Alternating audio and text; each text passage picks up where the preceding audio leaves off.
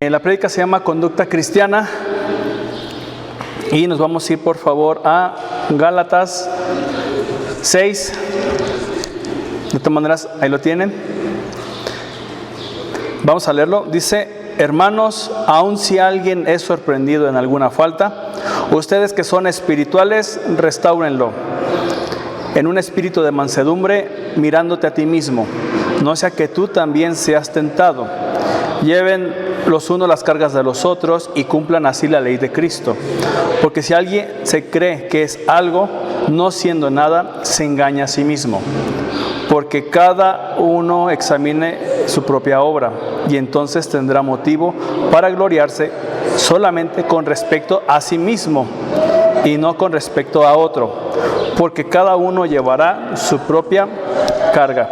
Padre mío, te damos gracias por este día y te pedimos, Señor, que tu Santo Espíritu nos pueda guiar a esta verdad, que podamos, Señor, tener el carácter que tú quieres que tengamos. Transfórmanos y renuévanos a la imagen de tu Hijo Jesús. Te damos gracias por tu Hijo Jesús. Amén. Bien, ¿a qué va de todo esto? Bien, vamos a Primera de Pedro. Voy a hacer unas lecturas. Primera de Pedro 2:21, Juan 13:34 y Primera de Juan 2:6.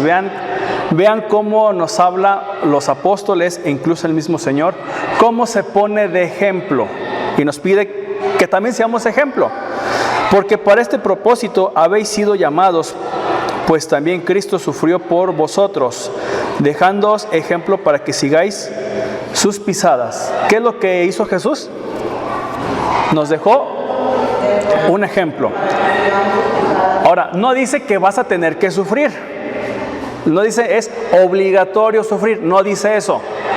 Pero sería parte. ¿Sí me voy a entender? No dice no dice, ay, pobrecito, pues es la marca de un cristiano. Ay, sí, soy bien cristiano porque estoy sufriendo. No está diciendo eso. Para nada. ¿Sí? Así que el sufrir no es el sello distintivo, sino el hecho de que cuando yo estoy sufriendo, ¿qué yo hago con el sufrir? ¿Sí me doy a entender? Cuando me toca sufrir, ¿qué actitud tomo? No quiere decir que esté sufriendo todos los días, sino hay determinados momentos en que voy a sufrir. Una pérdida, una ruptura, qué sé yo. Pero va a haber un sufrimiento. No dice que el sufrimiento sea eternamente y para siempre. E incluso el mismo salmista lo dice: aunque ande en valle de sombra y de muerte, no temeré mal alguno, porque tú estás conmigo. El valle de sombra, si recuerdan, se los había puesto aquí en una imagen, que era simplemente un paso. Es como de aquí, unos 20 metros, donde está todo feo, pero simplemente es un paso. ¿Sí? Es una pasada, no es que te quedes ahí. Entonces lo mismo aquí es, ¿qué hizo el Señor? Nos dejó ejemplo. Juan 13:34, aquí está Jesús hablándonos: un mandamiento nuevo te doy, que os améis unos a otros, como yo os he amado, así también os améis los unos a los otros. ¿Qué es lo que pide Jesús? Que se amen los unos a los otros de la mejor manera posible. ¿Sí? Y 1 de Juan 2:6, el que dice que permanece en él debe andar como él anduvo. Ahora, no es que andemos con sandalias, no es que andemos con una túnica, no es el andar. Lo que te está diciendo es el carácter, la forma, el modo, su forma de ser, su forma de pensar, su forma de sentir, su forma de creer. Por eso se llama discípulo. ¿Qué es un discípulo? Discípulo se entiende que es un seguidor de Jesús.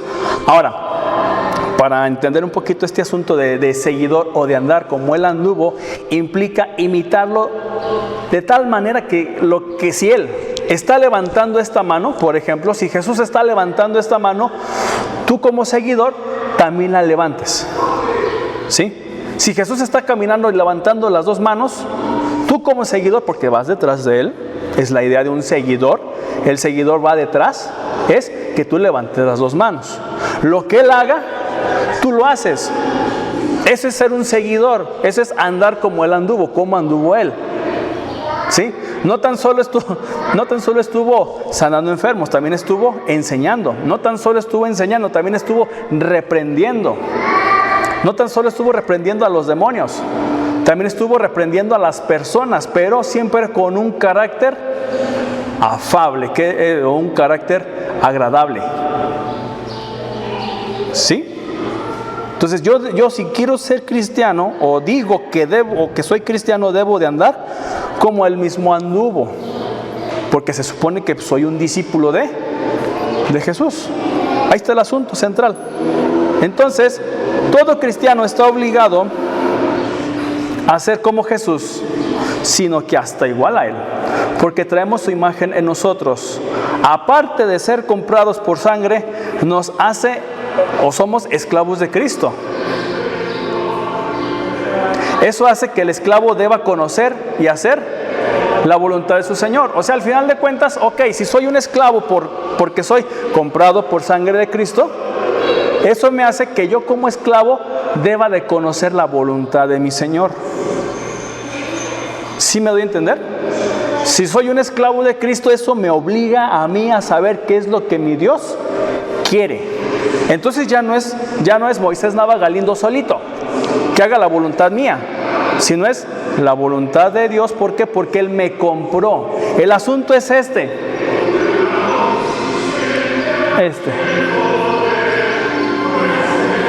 Ese es el asunto. El ser comprados por la sangre de Cristo. Ese es todo el asunto. Si yo soy comprado por sangre, no hay una forma segura para que me pueda deslindar. ¿Sí me doy a entender? Antiguamente yo compraba un esclavo y el esclavo podía ser libre. Sí. Después de 7 años o después de 49 años en el jubileo, había forma de poder ser libre. Pero con Jesús no se puede. Seguimos. Pero también tenemos nosotros el ser llamado hijos de Dios. ¿Sí? Colocando en nosotros su semilla genética espiritual. Eso nos hace aún más semejantes en cualidad y carácter a Dios. O sea, mira, yo no puedo hacer entonces mi voluntad tal cual. ¿Por qué?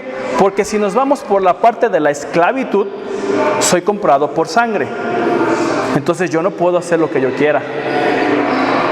¿Sí me va a entender?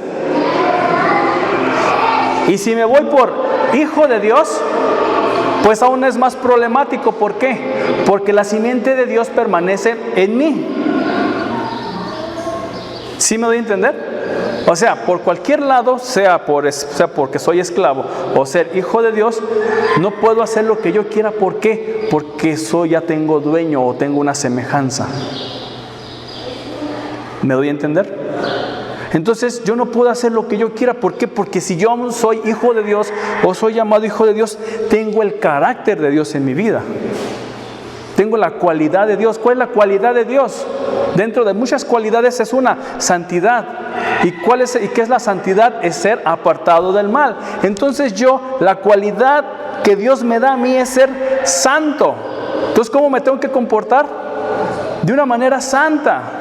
De una manera que pueda discriminar entre lo que es de Dios y lo que no es de Dios. Y yo necesito entender esto para poder entonces aplicar lo que vamos a ver ahorita en Gálatas. ¿Qué dice Gálatas? Bien, vamos a seguir. Hasta aquí, ¿está claro como el lodo? Dijo un maestro. Bueno, entonces, podemos hacer lo que seamos, sí y no. Ojo, podemos hacer lo que nosotros quieramos, sí y no. Sí, porque fuimos llamados a libertad. Sí, ojo, fuimos llamados a libertad, pero no al libertinaje. Hay un límite que yo llego, pero no puedo sobrepasar ese límite. No porque Dios me quiera privar, no porque Dios me quiere decir, no, de aquí no te sales, sino porque ese límite me encierra en donde más me conviene. Levante la mano quien quiere lo peor para sus hijos. Levante la mano quien quiere que a sus hijos le vaya mal en la vida. Nadie. Ah, pues así es Dios. ¿Qué es lo que Dios quiere? Que a sus hijos les vaya bien. Pero ¿cuántas veces los hijos se salen del huacal? O como hijos nos salimos del huacal y nos sentimos, es que me siento presionado, es que siento que me estás limitando. ¿No les han dicho así? Es que se quieren acabar. ¿Y ustedes qué dicen? Ay, qué malo soy, ¿verdad? ¿Verdad que sí dices? Bueno, los que tenemos niños chiquititos, pues no, todavía los puede uno ahí aplacar, pero cuando ya están grandecitos, ya como que respingan. Y ya muchas veces, ¿qué es lo que hace Dios? Haz lo que quieras. Y después, ¡ay, Dios, fíjate que quién sabe qué! ¿Ya acabaste? Ya, bueno, pues métete. ¿Qué más hace Dios? No le va a decir, no, quédate afuera, es tu culpa. No, eso no va a ser, porque si no sería un mal padre. A veces dicen que los dejemos que caigan para que cometan sus propios errores, a veces se aprenden un poquito más. Pero la cosa es para ¿Sí? porque a veces los queremos proteger como los niños chiquitos, pues, que no queremos que caigan, que no queremos que se golpeen, pero al final de cuentas, pues también tenemos que soltarlos un poquito para que pues, tengan sus propios errores, a ver si valoran un poquito. Y es que miren, entonces fuimos llamados a pensar y actuar como quieramos, pero no traspasar los límites de su señorío. Sí, ¿por qué creen que cuando van en carretera existen las vallas de seguridad o los muros de contención? Para que no lleguen más rápido. Para eso están. ¿Sí? Existen para que usted no llegue más rápido a su destino. Para que se brinque por ahí. No, ¿verdad? No son para eso. Sirve para que usted no tomemos café a las 3 de la mañana. No. Sí me doy a entender, para eso sirven las vallas o los muros de contención, para cuidarte. Es el límite que nos está indicando Entre la vida y la muerte. ¿Sí? Entonces, para eso son los límites. Entonces, yo fui llamado a pensar, sí, a actuar, sí. Pero también tengo que pensar de una manera eficiente, de una manera adecuada. Ayer que veníamos de Morelia con mi esposa, la carretera, la Morelia-Zamora, dice, puedes pisarle hasta 110, es el límite. Ya iba uno a 110. Pero como a veces uno se emociona, o 140, 150, con ganas. Y ya después uno le bajaba. Las curvas sí se pueden tomar a 110, sin problema alguno. Pero cuando venimos de Zamora a Los Reyes, yo ya no podía tomar la curva en 110, no, para nada. Le digo, necesito tomarla entre 80 y 60. ¿Por qué? Porque ya es otra forma. Y ahí me dicen, 60 kilómetros, 80 kilómetros, 100 kilómetros en algunas partes. ¿Por qué me piden eso? Para resguardar mi integridad y todos los que van conmigo. Para eso sirven los límites, para resguardarme. Entonces, ¿yo puedo pisarle todo lo que quiera? Sí. ¿Me va a convenir? No necesariamente.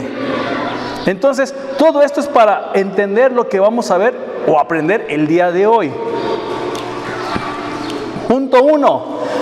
Debemos tener ¿la qué? La cualidad espiritual para restaurar. Vamos a nuestras Biblias. Vamos a estar leyendo. Yo tengo que tener la cualidad. ¿Qué es una cualidad? Una virtud. Es una virtud.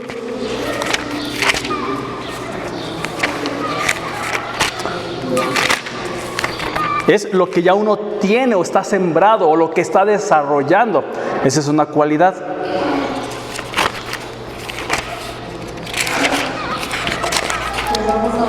Gálatas 6,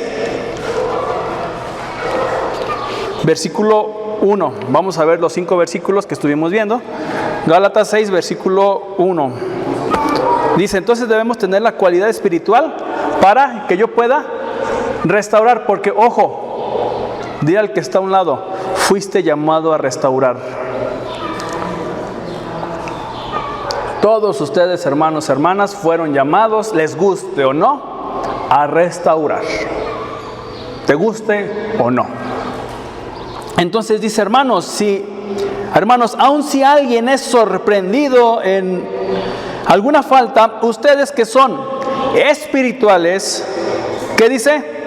Restáuranlo en un espíritu de mansedumbre, mirándote a ti mismo, no sea que tú también seas tentado. Entonces, punto 1, debemos tener la cualidad espiritual para restaurar.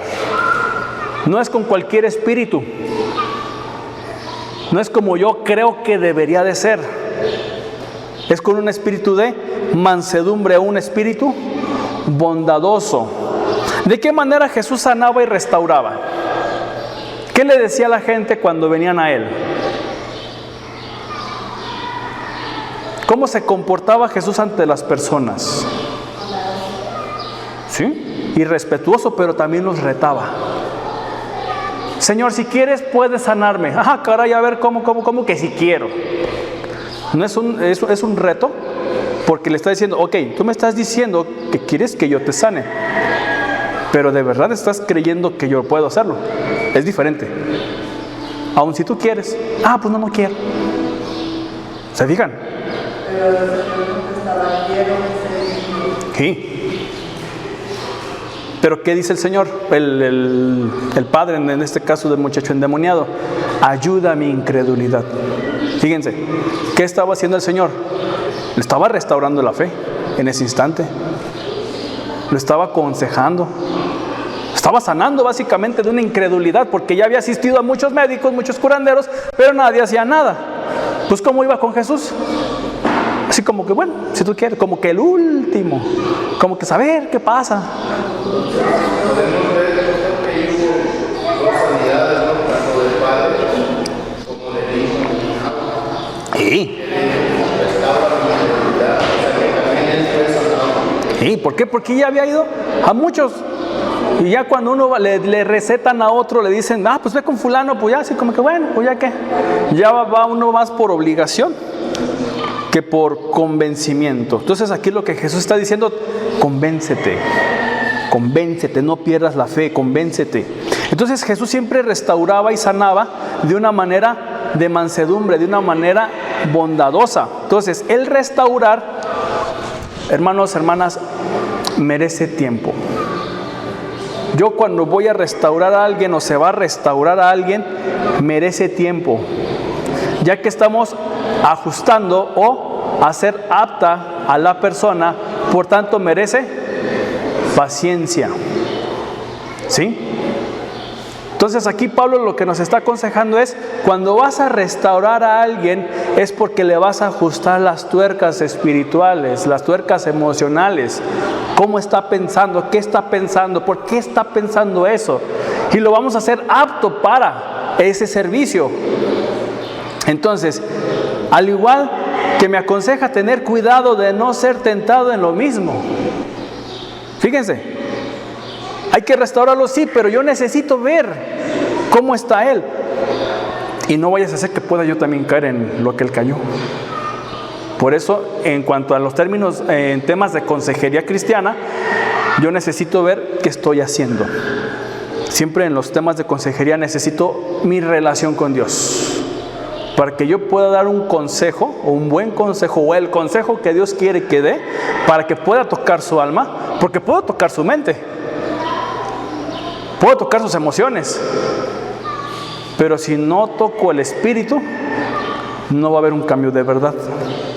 Y solo el espíritu lo puede hacer. Eso me dice, entonces eso me lleva al punto 2. ¿Qué dice el punto 2? Llevar las cargas los unos de los otros. Entonces, la palabra carga, vamos al versículo 2, dice: lleven los unos las cargas de los otros y cumplan así la ley de Cristo. Ok, la palabra carga, porque aquí en esta carta se hace mención a dos cargas. Esta es la primera. Esta carga denota peso. Todo aquello que oprime a uno físicamente o que haga una demanda de las propias energías, sean materiales, mentales. Entonces todo lo que me está consumiendo. Entonces en ese momento, bueno, puede ser que yo esté débil, tengo una debilidad emocional, una debilidad mental, una debilidad espiritual, y ¡pum!, se viene un problema y me caiga. Tengo una carga entonces ahora. ¿Por qué? Porque estoy en un momento de debilidad. Por eso dice, ustedes que son espirituales van a restaurarlo. ¿Cómo? Con un espíritu de mansedumbre. No dice patíenlo con el espíritu de mansedumbre. Restaurarlo es levántenlo. ¿Sí? No es jactarse del hermano, sino es, hermano, déjame ayudarte. Hermano, yo te sostengo para hacerlo apto, para que otra vez vuelva a estar en el estado donde estaba antes. Entonces hay dos formas para sobrellevar estas cargas pesadas. Ahí vemos el monito. Cuando yo estoy débil, ya sea mental, física, espiritual, emocional, socialmente. ¿Sí? Y la otra, cuando es repentino. Cuando de repente viene un problema y no puedo. Entonces en ese momento, como dice la Escritura, de manera que cumplamos la ley de Cristo, amándose los unos a los otros. Entonces hay cargas pesadas que vienen de repente.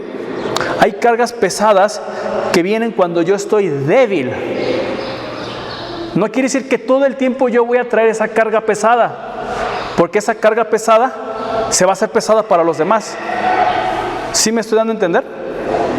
Entonces va a haber ese momento en que me van a ayudar a fortalecer, me van a fortalecer. Regreso atrás. Aquí. El restaurar merece tiempo, ya que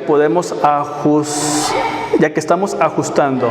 Cuando hay debilidad es porque el hermano o la hermana está desajustado. ¿Sí? Está pasando por un momento de debilidad. Pero también muchas veces cuando está bien, vienen los problemas. Por ejemplo, la muerte de alguien. Entonces ahí se cae el hermano. Entonces hay que apoyar. Entonces hay dos momentos en que podemos apoyar estas cargas fuertes. La idea es que esa carga fuerte, sobrellevarla, pero después de un tiempo ya, descansa. No se lleva de por vida. Porque fuimos llamados a libertad. ¿Sí me doy a entender? Ese es el detalle. Entonces, ¿yo puedo apoyar a mi hermano? Sí. ¿Es necesario? Sí. Hasta hacerlo apto. Y entonces, eso me lleva o nos llevaría precisamente al punto 3. De lengua me como 6 tacos. ¿Sí saben qué significa? Ok.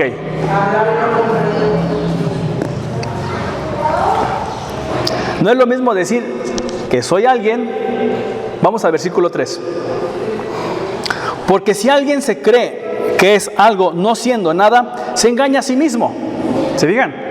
Yo soy cristiano, soy profeta, soy apóstol, soy evangelista, soy papá. Pero si no demuestro eso a lo que fui llamado, ¿de qué sirve? ¿Yo cómo lo demuestro espiritualmente? ¿Me doy a entender? Por eso Jesús decía, el Padre busca una clase de adoradores. ¿A quién? En espíritu y en verdad, no a cualquiera. Entonces no es lo mismo decir que soy alguien y no demostrarlo en mi vida. Es lo que veíamos en 1 Juan 2:6. El que dice que permanece en él debe andar como él anduvo. Es la única forma en que yo puedo demostrarlo. Poniendo el ejemplo, dando ese ejemplo. Jesús le tira tirria a los religiosos porque saben lo que tienen que hacer y no lo hacen. ¡Ay de vosotros, escribas y fariseos! ¡Hipócritas! Por ejemplo, que cierran el cielo con la llave y que diezman el eneldo y el comino y se tragan el pelo del camello. Entonces ahí vemos cuando le dice Jesús los ayes, quiere decir que hay un problema muy serio. Porque a los religiosos les fue dada la llave de la ciencia. ¿Cuál? La Biblia. La Escritura. Y si no la usan, es un desperdicio total. Por eso Jesús dice que el Padre busca adoradores en espíritu y en verdad. Por eso vemos que repetidamente, incluso en los Salmos, ya lo leyeron, cuántas veces nos dice que meditaba en la Escritura, que amaba la Escritura, que cumplía lo que decía la Escritura, que no me apartes de la Escritura. ¿Por qué? Porque sabía el valor que tenía la Biblia. No tan solo el valor espiritual, sino también ese valor emocional. ¿Cuántas veces vimos a David en los Salmos? Señor, te doy gracias porque estoy bien. Después, oh Padre mío, perdóname porque estoy mal. Y así se la pasaba David, arriba, abajo, arriba, abajo, arriba, abajo. Se la pasaba bien, se la pasaba mal. Señor, ya me quiero morir, ya hasta aquí llegué. Y están esos registros para que podamos aprender qué es lo que hizo Dios después de que David le pidió eso. Cómo lo fortalecía, cómo lo levantaba. Pues para eso nos sirve la Escritura, para poder saber, porque aquí se encuentra la llave de la ciencia, de lo que puedo hacer, de lo que puedo llegar a ser. ¿Sí? Entonces, ¿quién está restaurando? Esa es la pregunta, porque la idea del versículo 1 es: restáurenlo con un espíritu de mansedumbre. Entonces, ¿cómo lo estoy restaurando? Ahora, ¿quién está restaurando? ¿Es Dios o soy yo? Si decimos que es Dios, entonces, ¿tengo su carácter en mi vida? Esa es la pregunta.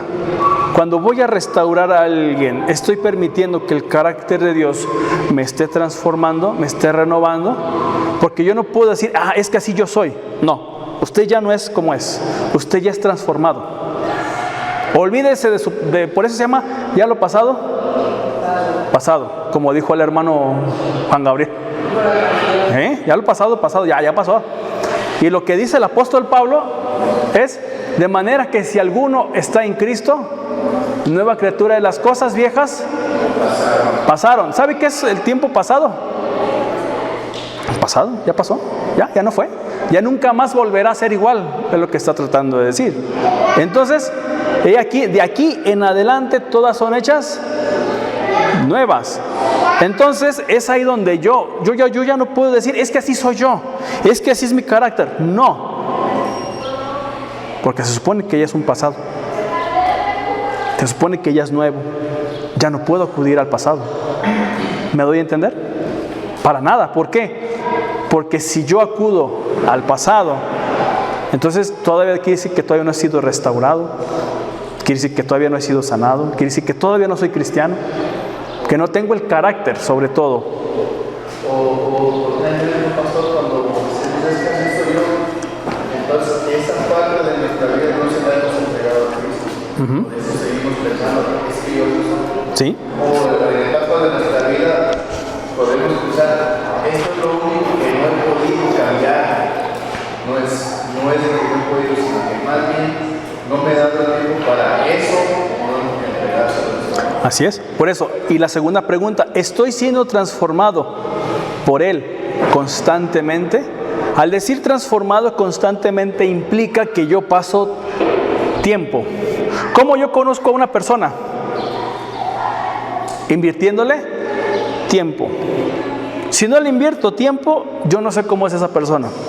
Y aún a pesar de que, por ejemplo, los esposos que ya tienen una determinada cantidad de años, es difícil, no digo que sea difícil, sino que conozcan todo de la persona tal cual es. Si me voy a entender, conocen unas cosas, conocen la gran mayoría, pero otras cosas tal vez no. Pero en este caso, el hecho de que yo venga a los pies de Dios me está diciendo que Él me va a estar transformando, porque Él me está revelando qué es lo que necesito ser, qué es lo que necesito cambiar, qué es lo que necesito modificar. ¿Por qué creen que Moisés subió como si nada al cerro y cuando baja todo iluminado? ¿Por qué? Bajó con el rostro resplandeciente. ¿Por qué? Porque ha pasado un tiempo con Dios. ¿Qué es lo que estaba diciendo ahí? Pues básicamente, cuando uno se acerca a Dios, baja diferente, baja renovado, baja transformado. Por eso, estoy siendo transformado por Él constantemente. Entonces, va a ser Dios quien nos va a restaurar, siendo yo un instrumento. Pero, si soy yo el que lo estoy restaurando, si yo soy el que le estoy dando el consejo, yo, no Dios, peor. Porque no puedo hacer nada si no me es dado del cielo. Por tanto, ¿cómo restauro su espíritu? Restauraré sus emociones, le ayudaré a sus pensamientos, pero ¿cómo le trae paz a su espíritu? ¿Se fijan? Porque yo me estoy moviendo en la carne, aquí, pero no me estoy moviendo en el espíritu. ¿Sí me estoy dando a entender?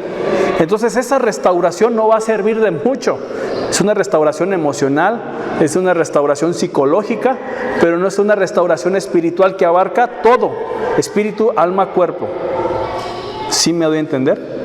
Por eso, cuando soy yo y no el espíritu, es peor porque no puedo hacer nada si no me es dado del cielo. Por tanto, ¿cómo restauro su espíritu? ¿Cómo lo ajustamos? ¿Qué le vamos a ajustar? Si nosotros mismos no podemos ser ajustados. ¿Cómo le hacemos apto para el servicio a Dios cuando yo no quiero nada con Dios?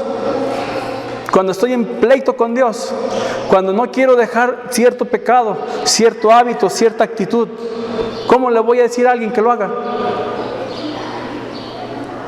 ¿Cómo lo hago apto para el servicio a Dios? ¿Cómo lo hago apto para el servicio a la iglesia, a la sociedad, a la familia? Entonces tendré el mismo problema que al que estoy restaurando. Si yo estoy restaurando, puede que tenga el mismo problema. ¿Y qué le voy a decir? Si yo ando en, no sé, póngale un pecado, drogas, fornicación, adulterio, y estoy restaurando a un adúltero, ¿qué le voy a decir? Deje de pecar. Sí. ¿Por qué? Porque ¿qué le voy a restaurar a él? No se puede. Lo único que le voy a restaurar es una paz mental. No se preocupe, Dios está contigo, pero hasta ahí. Deje de hacer eso, hermano, pero hasta ahí. ¿Y en qué momento fue tocado su espíritu? Porque podemos tocar el alma, podemos tocar las emociones, claro que sí. Pero ¿en qué momento el Espíritu Santo se restaura? ¿En qué momento dejamos que el Espíritu lo renueve? Incluso y a nosotros también. Por eso en el versículo 1 expresa: ustedes que son espirituales. Es decir, que tienen el carácter espiritual. No quiere decir que estén flotando. No quiere decir que abran la boca y salga lumbre santa, no. Es el carácter espiritual, es cómo me estoy relacionando con Dios. ¿Qué tanto estoy permitiendo que Dios me limpie, me purifique? Y eso me lleva precisamente al punto 4. Examínate. ¿Qué me voy a examinar y por qué me debo de examinar? Nadie más conoce su espíritu que Dios y usted. Usted conoce sus propios pensamientos y nadie más sabe lo que hay en tu interior. Tú solamente sabes eso. Para que puedas restaurar, necesito las herramientas que Dios me ha dado. ¿Cuáles son? Fe, libertad, autoridad, oración, comunión con otros creyentes, etc. Pero sobre todo, mi relación con Dios. Yo puedo tener todo eso, pero si no tengo mi relación con Dios, ¿de qué sirve? Decía Pablo: ¿de qué me sirve tener toda la fe del mundo si no tengo amor? Si no tengo amor. Y ese amor a fuerzas me está conllevando a conocer a Dios. Porque Dios es amor. ¿Se fijan? Entonces el amor es el que estoy conectado con Dios. Pero vámonos a Éxodo 3:5. Y dijo, en este caso Dios: no te acerques, quita tus sandalias de tus pies, porque el lugar en que tú estás, tierra santa es. ¿Por qué le dice eso? Bien fácil. Incluso esto lo hicimos en una práctica. ¿Quieren hacerlo otra vez en la práctica? ¿Sí? A ver, quítense los zapatos. O quítense uno, lo que quieran. Ya, aquí va. Ya me quité uno. Quítense uno. Yo me bañé hoy. Ya me bañaba. Quítense uno. A ver, vamos a ver. ¿Notan la diferencia de sus pies? Sí. No me digan: es que el mío está más, mi zapato pues hace que mi pie esté más grande que el otro. No. ¿Cuál es la diferencia? ¿Notan la diferencia de un pie con otro? Sí. ¿Cuál? ¿Pero qué más? ¿Lo qué? Lo fresco, la libertad. te conecta con el piso. Cuando tú estás descalzo, te conecta directamente con el piso, te conecta al lugar. Eso quiere decir entonces, Dios desea que no haya un impedimento de 1.5 centímetros de suela entre tú y Él. Esos 0.5 centímetros podrían interferir con Moisés para que se comunicara con Dios. No porque el suelo fuera santo, sino porque esa cosita, esos 5 centímetros, estaban impidiendo a Moisés un acercamiento total a Dios. Entonces, Dios nos invita a entrar a su presencia en sus términos. ¿Cuáles son? Deja la mundanidad, deja el problema a un lado. Por eso dice, quítatelos.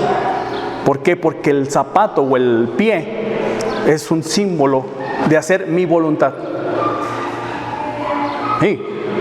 ¿Por qué? Porque los pies me llevan a donde yo quiero. Entonces, cuando me quito los pies la sandalia, dejo yo mi voluntad para estar 5, 10, 15, 1 hora en la presencia de Dios, así tal como soy. Eso es lo que significan esos 5.5 centímetros de sandalia o de suela. Fíjate. Entonces necesito examinarme qué es lo que Dios quiere, que Él nos invita a su presencia, pero bajo su norma. 5, ya casi acabamos. Cada uno lleva su propia carga. Entonces, hasta aquí hemos visto que una persona que es espiritual es una persona apta para poder restaurar, implica pasar un tiempo con Dios, ¿sí? Implica usar las herramientas espirituales que Dios ya le dio, ¿sí? Entonces, para yo poder demostrar las credenciales que Dios me dio y decir yo soy cristiano, tengo que hacer lo que Él ha hecho, convertirme en el discípulo. Entonces, esas cargas pesadas se van a volver ligeras. Versículo 5. Porque cada uno llevará su propia carga. Entonces, cuando sabemos quiénes somos con Cristo o en Cristo, cuando pasamos tiempo con Él, cuando lo miramos a Él y no al mundo, a Satanás, a las circunstancias, aprendemos que esas cargas que creías que eran pesadas, en Cristo son solo cargas pequeñas. Claro, hay cargas que son sorpresa, momentáneas, y pueden abrumar. Pero antes de levantar esa carga, debo llevarla a los pies de Cristo. ¿Sí? Yo debo de llevar esa carga a los pies de Cristo. Todo, la Biblia dice, traigan todo a los pies de Cristo y examínenlo. Sometan todo. Porque muchas veces somos propensos a viene un problema y a resolverlo. Y no digo que esté mal. Esa es la idea, resolverlo. ¿Cómo lo resolvemos? Por eso es, antes de cualquier otra cosa, Señor, ¿qué hago? Enséñame. Por eso tenemos estos salmos. Salmo 55, 22. Encomienda al Señor tus afanes, tus problemas. Encomiéndalos. Encomendar es, bueno, va a sonar feo. Tú agarras una bola o una canica o lo que quieras, y encomendar es, ahí te va, Señor, paz, y se la arrojas y ya no vuelve. ¿Sí me doy a entender? Eso es encomendar. Tú agarras la pelota o agarras el bote de basura, qué sé yo, y lo avientas hasta donde más te alcance la mano. Esa es la imagen, que quiere decir que te deshaces de él. ¿Sí? Otro ejemplo, cuando tú sacas la basura, y ya lo he dicho muchas veces, cuando tú sacas la basura y pasa el carretón, tú le dices, ¡hey! Déjala, no se la lleve, es mi basura, ¿por qué se la lleva? No, ¿verdad? No creo que salga a las 4 o 5 de la mañana, a la hora que pasa el carretón, ¿verdad? ¿O sí? Levanta la mano, ¿quién lo hace? No, yo no. ¿Por qué? Porque es basura, ya no sirve. Pero muchas veces le damos mucha importancia a la basura y no debe de ser así. Ya es basura, ya no sirve. Tendrá otras finalidades, pero no. Eso es encomendar a Jehová tus afanes. y Él te sostendrá. No permitirá que el justo caiga y quede abatido para siempre. Fíjate, ¿ves? 1 Pedro 5:7, echando toda vuestra ansiedad sobre Él, porque Él tiene cuidado de vosotros. Y el Salmo 40:17, por cuanto yo estoy afligido y necesitado, el Señor me tiene en cuenta. Tú eres mi ayuda y mi libertador, Dios mío. ¿Qué dice? No te tardes. Y si le leemos más adelante, vamos a ver cómo el Señor lo socorrió. Pero muchas veces es nuestro pensamiento, nuestro creer. O sea, el Señor tarda, ya no hizo, es que el Señor no ha prometido. Lo dijo, pero como que veo que tarda mucho. ¿Se fijan? Ejemplo, ¿cuántos años tardó Abraham para que tuviera un hijo?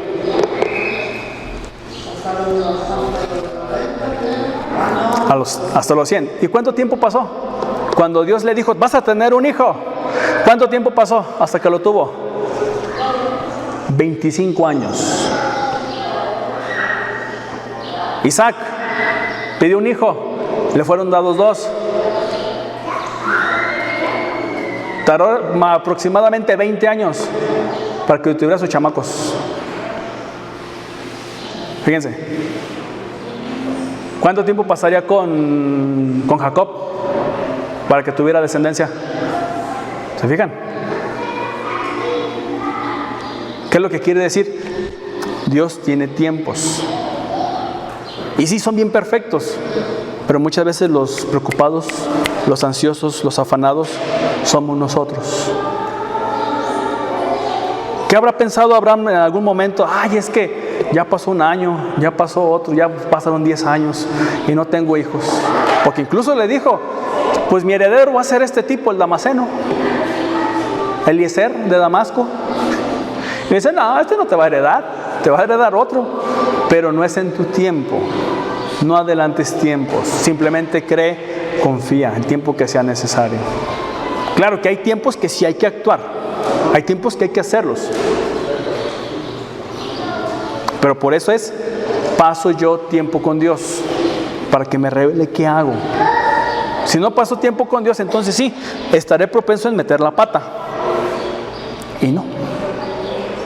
Entonces confiemos en lo que Dios hace, pasemos tiempo con Dios, quitémonos los 1.5 centímetros, ¿sí?, de duda, de ansiedad, de preocupación, y conectémonos con Dios. Nada más. Y Él va a orar. Y eso es simplemente para restaurar a alguien. No es difícil. La restauración no es difícil. Pero para poder yo restaurar o ayudar o aconsejar a alguien en el ámbito espiritual, que es la idea, necesito pasar ese tiempo con mi Dios. Entonces pasemos tiempo con nuestro Dios. ¿Para qué? Para que podamos restaurarlo. No nosotros, sino Dios a través de nosotros.